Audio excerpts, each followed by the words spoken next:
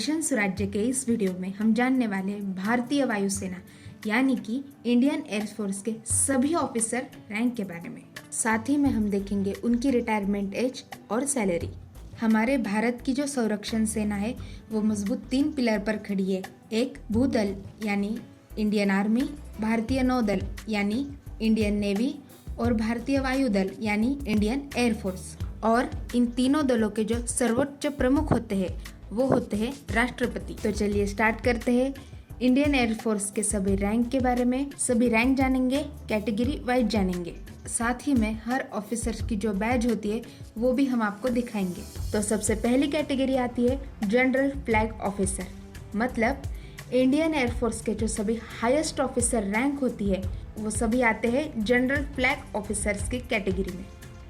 इसके बाद की कैटेगरी आती है फील्ड सीनियर ऑफिसर्स की और उसके बाद तीसरी कैटेगरी आती है जूनियर ऑफिसर्स की। तो दोस्तों, general flag officer, field senior officer और जूनियर ऑफिसर्स, इन तीनों कैटेगरी में जो ऑफिसर्स होते हैं वो सभी कमीशन ऑफिसर्स होते हैं। इसके बाद चौथी कैटेगरी आती है जूनियर कमीशन ऑफिसर्स की और सबसे लास्ट में हम जो कैटेगरी देखेंगे वो होती है नॉन कमीशन ऑफिसर्स की। इन सभी कैटेगरी में जो ऑफिसर्स आते हैं वो सभी डिटेल में देखते हैं। वैसे तो इंडियन एयरफोर्स में सबसे हाईएस्ट ऑफिसर की जो रैंक होती है वो होती है एयर चीफ मार्शल की, पर इनसे भी बढ़ के इंडियन एयरफोर्स में एक 5 स्टार ऑफिसर की रैंक होती है marshal of the Indian air force, मतलब भारतीय वायुसेना के मार्शल। एक बड़े पैमाने पर और युद्धकालीन रैंक है। इनकी रिटायरमेंट एज अगर हम देखें तो लाइफ लॉन्ग होती है, मतलब रिटायरमेंट एज की कोई लिमिट नहीं होती। इंडियन एयरफोर्स के इतिहास में अगर हम देखेंगे तो अभी तक सिर्फ एक ही ऑफिसर को ये सम्मान प्रदान हुआ है और उनका नाम है आदरणीय मिस्टर अर्जन सिंह। ये है एकमात्र marshal of the Indian air force. साथ ही में इस रैंक का जो बैज होता है वो भी आप देख सकते हो। उनका जो फ्लैग होता है उस पर भी आपको 5 स्टार नज़र आएंगे। उनके शोल्डर और स्लीव स्ट्रिप भी आप यहाँ पे देख सकते हो।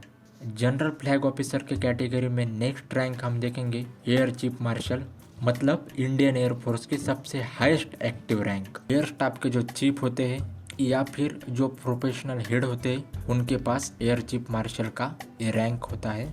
इनकी रिटायरमेंट एज होती है 62 ईयर्स या फिर 3 साल का जो कार्यकाल होता है। इन दोनों में से जो सबसे पहले समाप्त होगा वो इनकी रिटायरमेंट एज की लिमिट होती है। साथ ही में आप एयर चीफ मार्शल का जो बैज होता है वो भी देख सकते हो और उनका फ्लैग। नेक्स्ट रैंक हम देखेंगे एयर मार्शल। एयर मार्शल ये सेकंड हाईएस्ट एक्टिव रैंक है इंडियन एयरफोर्स में। Chief of the air staff से ही एयर मार्शल की नियुक्ति होती है। इनकी रिटायरमेंट एज होती है 60 ईयर्स। उनकी सैलरी भी आप देख सकते हो और यहाँ पे हम आपको दिखा रहे एयर मार्शल का जो बैज होता है उनकी शोल्डर और स्लीव स्ट्रिप्स के साथ में आप उनका 3 स्टार जो फ्लैग होता है वो भी देख सकते हो।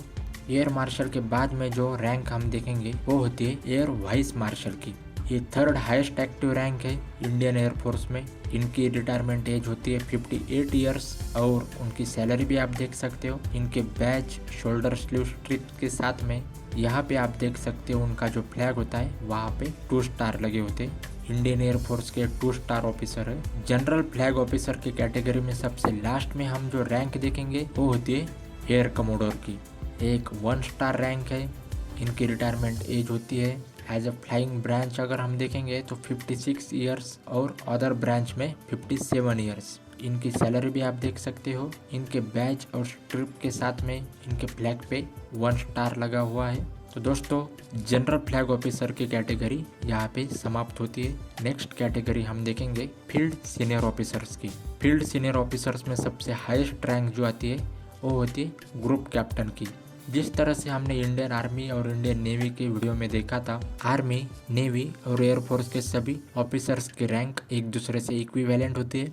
यहाँ पर अगर हम एयरफोर्स में ग्रुप कैप्टन की जो रैंक होती है उनसे इक्विवेलेंट देखेंगे तो आर्मी में जो कर्नल की रैंक होती है एज इट इज नेवी में जो कैप्टन की रैंक होती है वो इक्विवेलेंट होती है एयरफोर्स के ग्रुप कैप्टन से। इनकी रिटायरमेंट अगर हम देखेंगे तो फ्लाइंग ब्रांच में 54 ईयर्स और अदर ब्रांच में 57 ईयर्स। इनकी सैलरी भी आप देख सकते हो।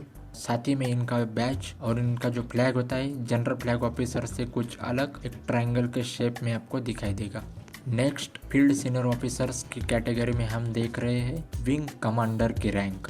इनकी रिटायरमेंट एज होती है 54 ईयर्स। इनकी सैलरी, इनका बैच और साथ ही में इनका जो फ्लैग होता है वो भी आप देख सकते हो। फील्ड सीनियर ऑफिसर्स के कैटेगरी में सबसे लास्ट में जो रैंक आती है वो होती है स्क्वाड्रन लीडर। स्क्वाड्रन लीडर की सैलरी और उनका बैच भी आप देख सकते हो और उनके फ्लैग पे आपको नेवी के सिंबल में जो बर्ड दिखाई देता है ठीक उसी तरह से एक सिंबल आपको यहाँ पे दिखाई देगा। डार्क ब्लू और रेड कलर में इनका फ्लैग आपको दिखाई देगा।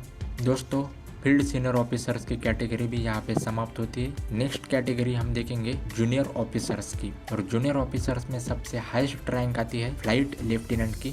फ्लाइट लेफ्टिनेंट का जो बैज होता है वो भी आप देख सकते हो। जूनियर ऑफिसर्स के कैटेगरी में सबसे लास्ट में जो रैंक आती है वो होती है फ्लाइंग ऑफिसर्स की। हम आपको दिखा रहे हैं यहाँ पे इनकी सैलरी जो होती है, साथ ही में फ्लाइंग ऑफिसर का जो बैज होता है। दोस्तों अब तक हमने जो भी कैटेगरी देखी, मतलब जनरल फ्लैग ऑफिसर्स की कैटेगरी, फील्ड सीनियर ऑफिसर्स की कैटेगरी और जूनियर ऑफिसर्स की कैटेगरी, ये सभी कमीशन ऑफिसर्स होते हैं। अब नेक्स्ट हम कैटेगरी जो देखने वाले हैं वो है चौथी कैटेगरी जूनियर कमीशन ऑफिसर्स की कैटेगरी। और इस कैटेगरी में सबसे हाईएस्ट रैंक आती है मास्टर वारंट ऑफिसर की। इनका फ्लैग भी आप देख सकते हो। नेक्स्ट कैटेगरी जो होती है वो होती है वारंट ऑफिसर की, और वारंट ऑफिसर की रिटायरमेंट एज होती है 57 ईयर्स। इनकी सैलरी और इनका बैच।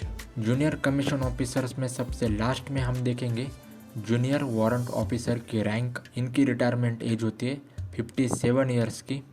तो दोस्तों यहाँ पे जूनियर कमीशन ऑफिसर्स की कैटेगरी भी समाप्त होती है। नेक्स्ट कैटेगरी आती है नॉन कमीशन ऑफिसर्स की, और नॉन कमीशन ऑफिसर्स में सबसे हाईएस्ट रैंक अगर हम देखेंगे वो होती है सार्जेंट की। सार्जेंट की रिटायरमेंट एज होती है 52 ईयर्स। अगर आप इनकी सैलरी जानना चाहते हैं तो वो भी नीचे मेंशन की है।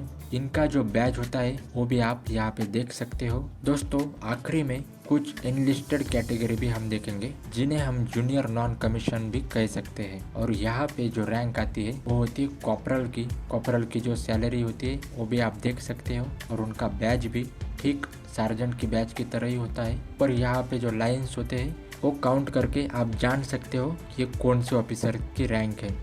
और एनलिस्टेड कैटेगरी में सबसे लास्ट में आते हैं लीडिंग एयरक्राफ्ट्समैन और एयरक्राफ्ट्समैन। एयरक्राफ्ट्समैन की सैलरी भी आप देख सकते हो। दोस्तों इनका जो बैच होता है टोटली प्लेन सोल्जर बैच होता है। इंडियन एयरफोर्स में कुछ ऐसी भी रैंक है जो नो लॉन्गर ये न्यूज़ है, मतलब अभी इस्तेमाल में नहीं है, जैसे कि pilot officer, warrant officer, junior warrant officer, flight sergeant, ये सभी रैंक नो लॉन्गर ये न्यूज़ है। तो आज हमने मिशन स्वराज्य में देखे सभी इंडियन एयरफोर्स सभी ऑफिसर्स के रैंक के बारे में। दोस्तों हम आपके लिए फिर से एक बार सभी ऑफिसर्स की रैंक दिखाते हैं। आप चाहे तो स्क्रीनशॉट निकाल ले या नोट डाउन कर ले। हमारे प्रीवियस वीडियो में हमने इंडियन नेवी और इंडियन आर्मी के सभी ऑफिसर्स के रैंक के बारे में बताया है, उसकी लिंक भी आपको डिस्क्रिप्शन में मिल जाएगी। ऐसे ही जनरल नॉलेज के वीडियो के लिए देखते रहिए मिशन स्वराज्य।